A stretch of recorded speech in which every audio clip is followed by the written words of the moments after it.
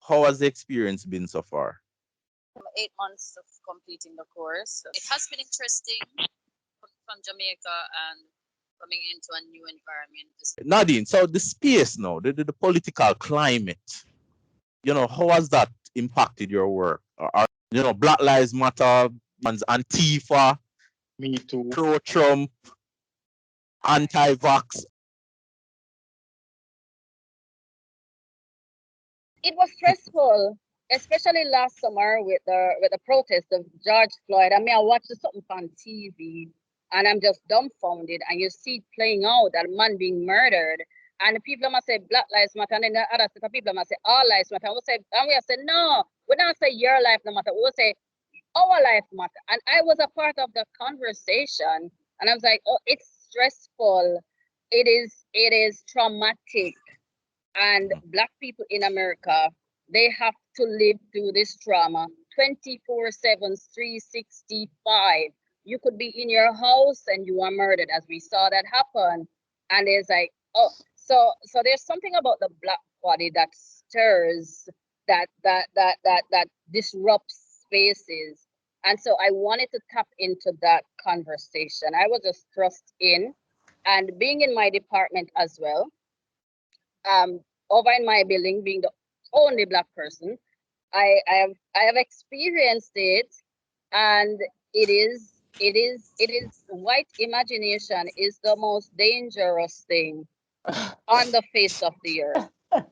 White imagination, and it is dangerous. It is real, and because they have the power and the resources, and that has been sustained through systemic racism and stuff. And COVID brought up all of the things where Black people are disadvantaged and minorities are disadvantaged. Were there any protests on campus? Campus is located in a very conservative part of Oh, okay, right. South Florida, South Miami. It's in Coral Gables, where you have a little, the police go around in their little golf cart 24/7, that kind of thing. So I did some work to reflect what was happening. I did some spider webs, huge spider webs, and I put one in front of the house and one by campus. And I put some chairs in the spider web because we're dealing with relations of power. And I saw how the power relations work. You have people, liberals, who will say, Black Lives Matter. And yet still they do everything to protect their white privilege. And I was like, oh shit, ain't that some form of hypocrisy? And so I did the work. I did some sketches. I call them sketches, like Seat of Wisdom, where it reflects the society and the complicity of the society. Because if society was not compliant with these notions and these systems, then it would not have survived for this long. And so I did one at home, one at campus, and the one at campus was cut down by two professors that they said the work should come down by the 7th of December, and they did not give me a time limit to say it. Yeah, you think there was some kind of discrimination attributing to why it was cut down? Yes, yes. Or some because of the concept and what is being Right. spoken I did not. about. Yeah. And it being on campus, a very conservative space, if they rushed it coming down, and I don't want to be specific, but if that was the response, that could be interpreted that you're kind of getting somewhere with people understanding that the Black body in these conservative spaces are always At risk. at risk. Yeah, I mean, Are vulnerable. yeah, are vulnerable. Yeah, cause for them, Most of all. for them to have to. I mean, if the work, if the space is to encourage these dialogues and discussions and academic approaches to academic approaches, why then would there be such a time limit to have it down, you know? And if a part of the art discussion is to extend the discourse, why then does it have to be this rush to get it down? The directive was the ultimatum, because I got an ultimatum because I'd injured my foot. This was the Monday. The 7th of December was a Monday. And I had a review on the Tuesday, the 8th, and I injured my foot on the Friday before that. So I wanted to go to the doctor. I twisted my ankle, and I said to them, I sent an email. I said, I got injured, my foot twisted. Can I get an extension to the deadline? And they said, no, it has to come down on the 7th. So I went to the doctor in the morning. Doctor said, don't climb any ladders, but there are no broken bones. I just wanted to know that there are no broken bones. But and then I went to the space. The work was cut down, and I was like, wow, when I set up the work, it was done like as a performance, because when I do my work, my body relates to the space and I go in the motion. So it's a performance for me when I set up my installations.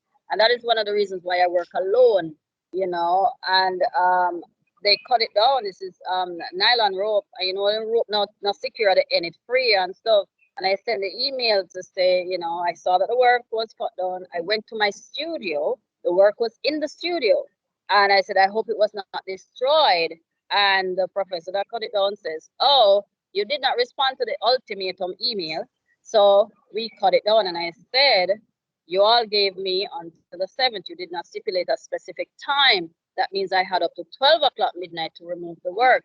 And if I did not remove it, by midnight, if you came on Tuesday morning and you saw the work, you could have disposed of it however you wanted to. And I've not gotten an apology. I've not gotten anything. And yeah, I've sought for compensation for the work, and I've gotten an email saying that they will restore the work. So I'm just leaving it there. But and this work was critiquing institutional racism and that kind of thing. So the fact that they did cut down the work, and that is just one instance of discrimination, racism, and trauma that I've suffered in the department. It's just one, and the fact that they did that was only just poetic to really signify, like really say, this is what the work is critiquing, and this is what they actually executed. And just to verify that validity of the work and that conversation. I'm just using these things as materials so that when I talk about racism, when I talk about discrimination and stuff, I'm coming from a place of experience, not just what I read in the history books or what I see on TV. It's coming from a personal place that I've experienced. I want to ask you said you're the only Jamaican or black person in your one of two department? Both. Was there a prior discussion about the content of the work before the time when it was cut down? A critique, Write right? a proposal to and send the sketch. That's where you have to do a sketch. Yeah. And you have to do a proposal, and the sketch has to be in the proposal as well. So I did that. So what the work is about, and the sketch, and the facilities department they manage the campus grounds, everything on campus grounds, and they approved it. So I am the first student that has ever done an outdoor installation on campus, like in that specific space, the first. So I don't know. Something about the black body that disturbs the space, disrupts it. But anyway, so I was thinking about like the two white professors cutting down and the act of cutting down the work. And you said that the installation of your work is like a performance.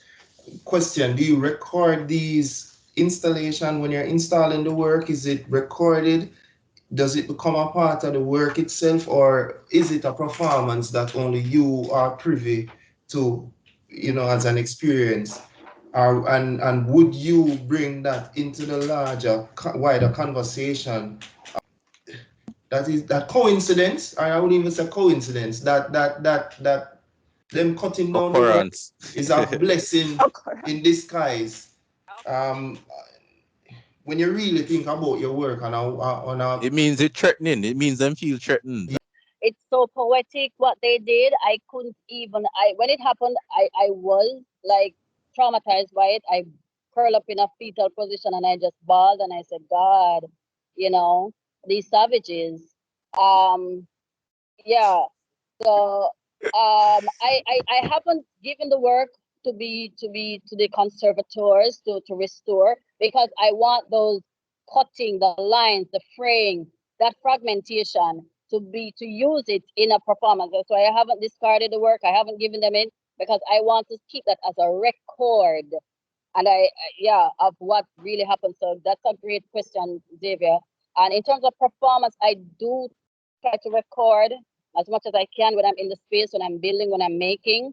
And yeah, and I do intend to use those installation setting up as work itself within art spaces. So I've done a photography course and I did well in that, and I'm doing the Photoshop course and just to edit. I haven't been able to do the videography course, but that is something I'll have to do when I leave UM. But I'm definitely going to do those performances. But for now, the performance is just for me. My professor, Erica Moya James, bless her heart, Rosie Garden Wallace, the diaspora vibes. Erica said to me, don't talk about them. Think about the work. And she's all about the work. She said, Nadine, this is going to happen. This is it. She said she doesn't even listen to the news when they kill black people and stuff. George Floyd, she has never watched it. She has never seen it because she said that is what they do to like their token, and they're it's a creating this trophy. damage, and they show it, and they do these things, and yeah. And so I have stopped watching these killings. It was too traumatic for me to take in, and it is so blatant. And I'm like, okay, this is the situation. Don't put yourself in any. If police stop you, yes, sir, yes, ma'am. I gotta live. I gotta go home. I gotta finish this M.F.A. And this is the truth of it. So you comply as much as you can. This is what it is. This laws and everything is set up to protect them, and you are always threatening, or you're and everybody deal with your black body suspicious, under suspicion, you're under surveillance every single day. And it's hard to be in a creative space and to create and be like that. So what I use the stuff, the trauma, and I produce work. But Erica says leave that alone, and I have changed that trajectory, and I'm now focused on what is in my DNA that's popping up, but them can't stop. All right. But she said, leave it alone while you're doing the M.F.A. or leave it alone forever for Yeah, your work. that's what I was just about to address. Push work to another level. And I'm seeing where that has worked. And once I started focusing on the work, and the work is coming from a place of my ancestors, what's in my blood, my great grandmother. A fair narrative, me I tell right now. Aunt Abigail Bogle from Trinityville, St. Thomas. A fear legacy, me I talk about right now. And I'm going to put that right into my M.F.A. show. And it's going to be about her. I'm just thinking, me personally, I'm very wary when people come and tell artists to stop, do something, and I'm very wary of it. That's all I'll say. What I've been through is nothing compared to what my ancestors have been through. Under this stronghold of whiteness. And so I'm celebrating them. I celebrate my great grandmother named Abigail Bogle.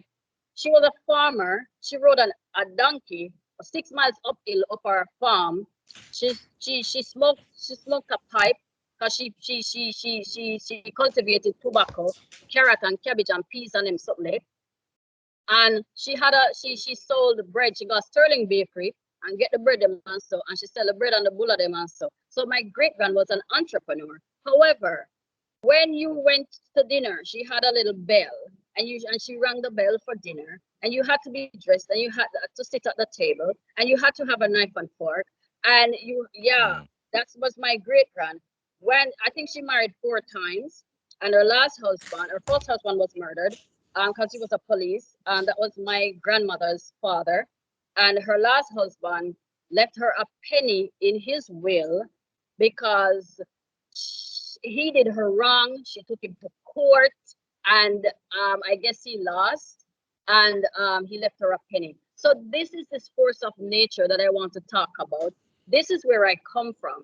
This is where I get my strength from, my great grandmother, and this is my lineage that I'm celebrating. Me now look for the white people and my fractured self. So I appreciate Professor James telling me, shift your focus. It was eating me up. It was taking too much of my energy.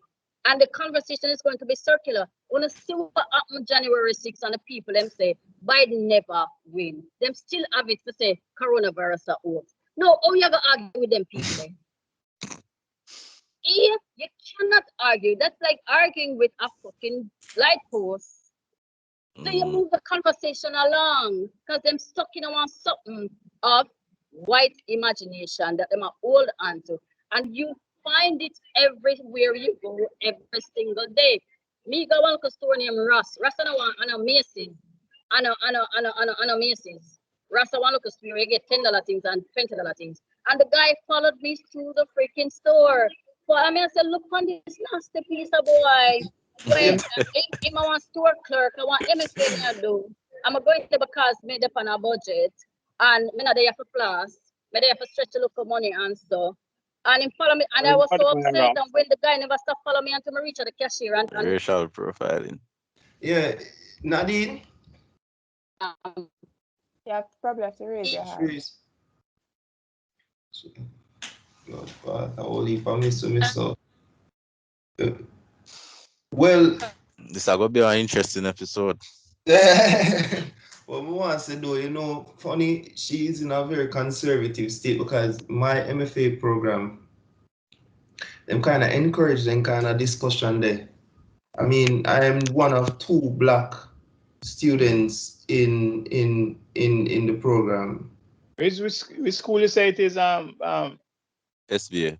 SVA, School of Visual Arts, New York. So the dynamic is interesting for me because I do have the experience. Like I've been to like conservative Florida, Panama City, very conservative. I've confronted like redneck with the swastika tattoos. Them try to rush me and some other friends, and me have to mock him like me have something in a bag, deep in the bag, and go I chuck away. And back you have to kind of make him think. Yeah, make twice. him know to interpret. So I understand the dynamic. That is recently? Yeah, it was like in 2019, not recently, but 2019, before the inside, because me know say this that happen to you know. Like me could have see this come. We and Tuan, we used to talk about this. But my program, they're encouraging that kind of discourse in a way, and it's not that I trust it. And it's not that I'm dwelling on it in the sense that I want to make work that is dealing with trauma and yada yada yada, not the ancestry, but it's the freedom to have these discussions that is important to me. It's not say you're dwelling on it, but this is a part of the story where that's needs to be told and needs to become a part of the conversation, much more especially for Jamaicans and Jamaican artists, because we do face a different type of oppression, a much more even sinister type of oppression, and we are not aware of it, and we don't have a space to discuss it. I would say find a way to discuss the work, probably after the M.F.A, because it will be out soon. Right. Find a way to discuss it, because it is important, especially now that you are.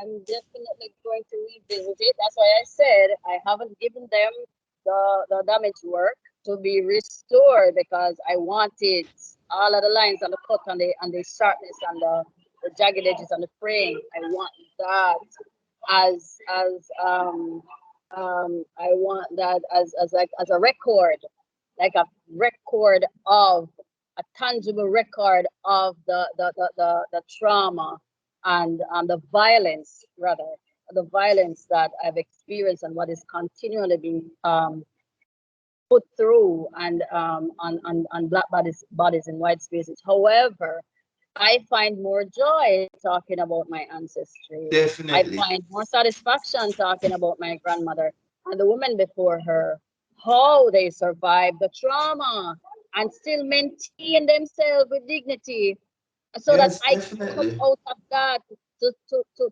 elevate, the things that they used to survive.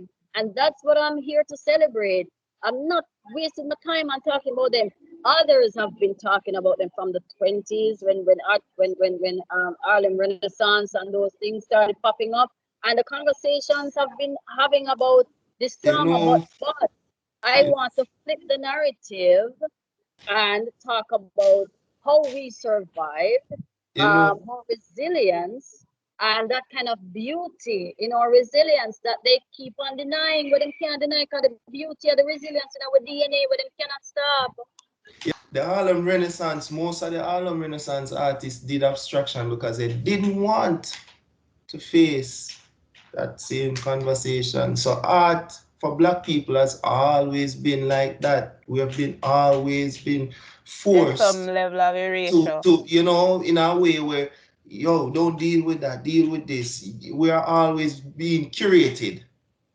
Our work always, even before it's so it's quite interesting that you mentioned even the Harlem Renaissance, because you have a whole lot of Harlem Renaissance artists who avoided dealing with the figure and did abstraction because they didn't want to do or didn't want to face the conversations ahead. Whilst you have a few who you have still who said, you know what, people like oh, my artist name again to one, I don't know why his name has slipped, the one who do the black painting one. Kerry Marshall. James, Kerry James Marshall, people like Bearden, who use the black body as a part of the language, who use for Bearden especially, just the everyday life experience. But very few black artists, trust me, use the trauma in a way as a critical Hmm.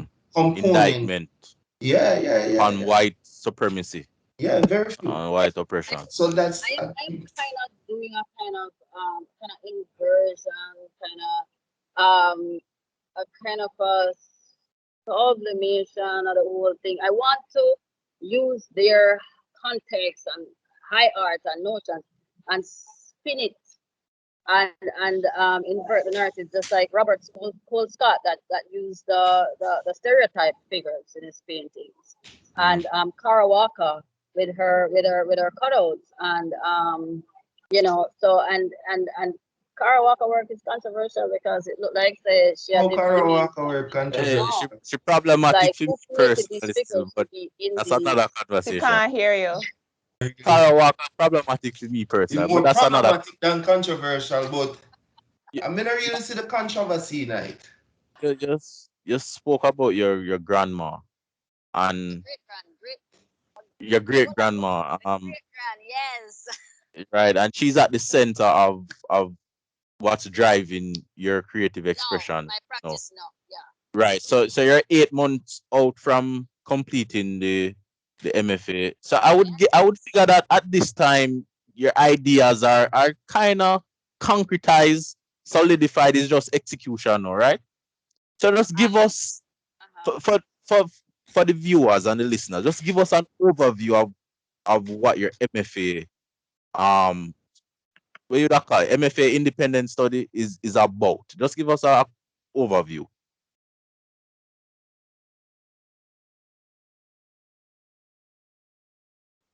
I'm working out. I have a full, because normally when approach a concept, it's full. It wally enough, and then as I go and I do experiments and stuff, it thins down and I get it to the bare minimum. So right now, what I did, because I'm gonna send you guys the pictures of my last two reviews that I did, and my panel, my advisor panel, they loved it. For the first one, I got an applause. I used concrete blocks. My great grand also, she was one of the first persons in her community to live in a concrete house. I know it's in a country that's a big something, and she had Yeah. glass windows back in the 50s and stuff. She had glass windows, um, and concrete hose with a front with a porch and all of these things. So that was status symbol. And so I brought that into the conversation to talk about Caribbean modernity. Just by the symbolism, just by using concrete Symbolisms. blocks as the symbol of modernity and also as strength for my great grand. In all of the family, and she has out of her that one soul, there are over 300 living souls now from that one woman. Over 300 of my cousins and uncles and aunts and nieces and nephews. 300 of us know that have, and that's just an approximate figure. And so I presented those blocks, but the blocks were dingy. They had moss on there, and the professors, they loved it. And I set it up as an altar, as a shrine to her. And I did a lace thing representing a mantilla that was the first form of femininity that I was introduced to. And she had her belt, and she went to church with her mantilla, her lace mantilla, and her metal comb clips that she used to secure them. And I wanted to embody. I just embodied her in the space. I had some tchotchke that I picked up at the thrift store, and some figures, and they loved the whole setting of it. And they said, we want to see more of the blocks. There's something about the blocks. And when I did that presentation, I got an applause from them. They applauded me because I wasn't talking about the whiteness anymore. I wasn't talking about that trauma anymore. And they had shifted the narrative, and they were able, I got a breakthrough. That was when I got a breakthrough in the course. The second one that I did was more into her as a worker, labor. I grew up with my mother working as a crash program worker. She did work at a garment factory, a free zone. My mother did dressmaking. My mother was a farmer. She sold a Coronation Market too. That's like my great grand, and my grandmother sold in the market as well. So I wanted to celebrate that kind of work, women labor and modernity, and the beauty that is in that. And so I brought to the fore, I made a pedestal out of banana leaves. I did coconut drops, my mother teach me how to make. When I got Excelsior High School and we never have enough lunch money, I started a business selling candies. My mother lent me $30, and I went to the wholesale and bought a bag of sweetie candy, and there was 240 units in the bag. So that was when I was introduced to entrepreneurship. I sold a bag of candy because say when school is in session, you cannot go to the canteen when class in session. So I had the stuff in my bag, and students would come to me during class time because they cannot go to the canteen to buy them stuff. So I was always selling, and I sold the first bag for 240 units, and I could have able to give up my mother $30, and I was able to go back to the wholesale and buy stuff. I elevated that business and started selling peanut cake and coconut drops, and that elevated, and then I elevated that into making one strap bag and scrunchie, and I was able to sustain myself. I said to my mother, all you need to do is pay my school fee, more support myself. And that was liberating me from being dependent on a man. And as I didn't want to walk in the same footsteps as my mother, so that was me branching out to say, oh, there's an alternative to being dependent on a man. So I want to bring this narrative about me not hear one of them, you not laugh. I put in my headphone. No man, Hold on. we're not saying nothing. We're not saying nothing, man. We just all smile because we are men, and we are all African men who wants her to depend on us because we want to depend on her solely. So let me just put that out there. You see me? Maybe not afraid to talk. When you find good black man, depend on him and him will depend on you. so, so When I first thought about doing this, it couldn't just be a closed ecosystem. It will have to bring in people because different people bring different things. And I think yes. that's the way forward now. I think art has been too fragmented here in Jamaica, too isolated people isolate themselves and just do their own thing. We want to get rid of that. It no work out for Mr. Watson and his generation. We need to move on. Wanna work out, we need wanna we, work out. the We need, isolation never work out for them, Mr. oh, Watson. you can't talk for we still, you know, kind Yo, of like, Mr. Watson, I'm gonna throw shade someone. We don't know. We don't know what. Rather than you. you Yeah, can't Mr. Man, talk. you God. throw back your job, you know, man. It's a conversation. We'll have that conversation. All right, Xavier. Xavier Harton at Facebook. Find me at Xavier Harton. Instagram, it's Xavier Harton underscore Pinox or Art Quento. Art Mhm. underscore Quento. All right, Christina. Where can the people Uh, find can find me next week, hopefully next week on Art Conundrum and on Instagram, on Instagram mostly, Heavy Manners and Chris.Tina Marie. you? Okay. I'm Tuani Sinclair. I've been your host, moderator slash artist slash everything. I'm on Instagram, Tuani Sinclair. I'm on Facebook, it's Tuani Sinclair. And I'm on Art Conundrum podcast. And again, it's Tuani Sinclair. So thank you guys for joining us. And that is our episode. Let me just Go stop on. this.